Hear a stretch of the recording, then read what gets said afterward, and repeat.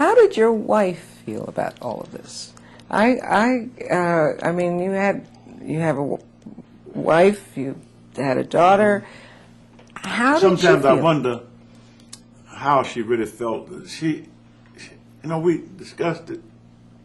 I know what my friends felt, and I'm losing my mind, you know, because I was on my way to Washington one night, and we passed a group of people who had had too much wine, and they were celebrating out there, had a big bonfire going, and, you know, passed the bottle, and my friend looked up and said, "They're your people you're going to say."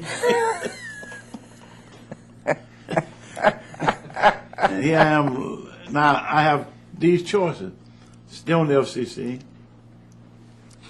and perhaps become chairman, and continue the great forward, and we did some marvelous things. I must give that FCC credit to 5 people I served with. Every vote I had on racial matters, 7-0. We had a great time. We fought about a lot of other things, but they helped me immensely getting the racial question moved forward. So I had the opportunity to stay on there, more than likely become its chairman with all the power that entails.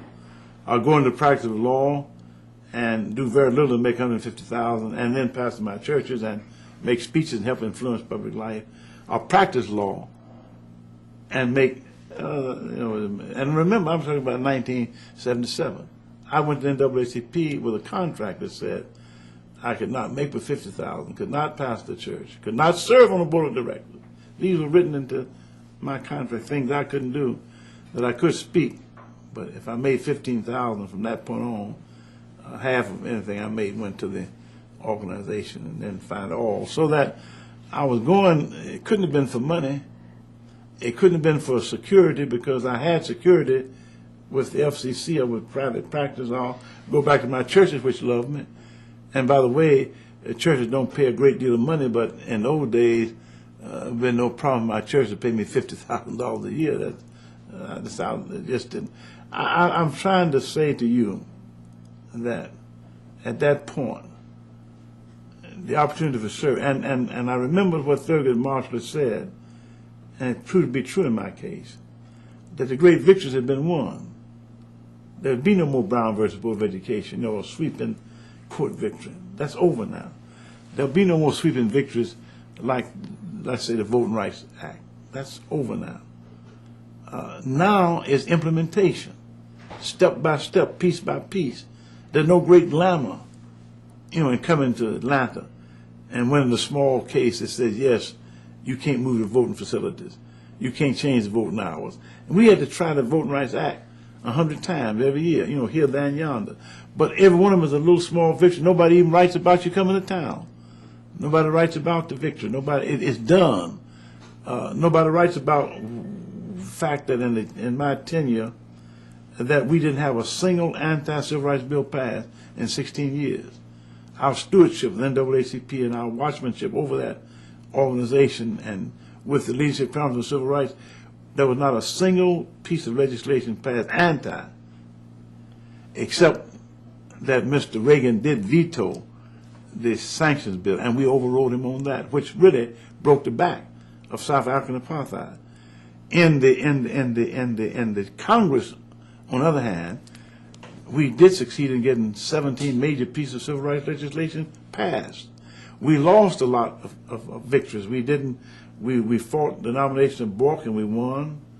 We fought the nomination of Clarence Thomas and we lost, to the dismay of us and everybody else that can think good. But the fact of the matter is that we had an uneven situation, but we succeeded in not having a single anti-civil rights bill passed. And the court whipped us to death. Supreme Court whipped us to death. But we went back to Congress and had passed bills that outlawed what the courts did. That's why we got 17 major victories, including the Martin Luther King Holiday Bill, including the Americans with Disabilities Act. I had the opportunity to lead the largest mass demonstrations that had been held since the end of the so-called civil rights era, so that we had some amazing, had the first corporate campaign. NAACP had never had one before. We raised $3 million, and that campaign continues now. The day I inherited an organization that was almost bankrupt, it's in the best financial, Kwesi and Fumi and Julian Bond have done the best job. They now have us out of the woods financially.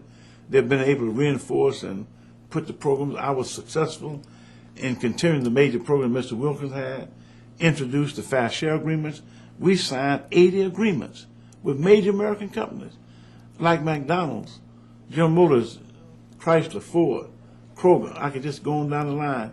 That mandated equal opportunity employment that we've monitored, put blacks on boards of directors.